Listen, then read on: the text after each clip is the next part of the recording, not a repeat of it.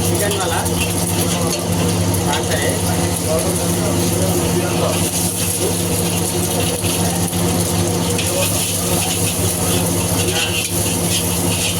क्या करना? ठीक आगे क्या है ना तुम? दो लोग आया हुआ ना। अच्छा ये डाल देंगे। हाँ इसमें डाल दे रहा हूँ। अंडा डाला ना इसमें 4 अंडा डाला।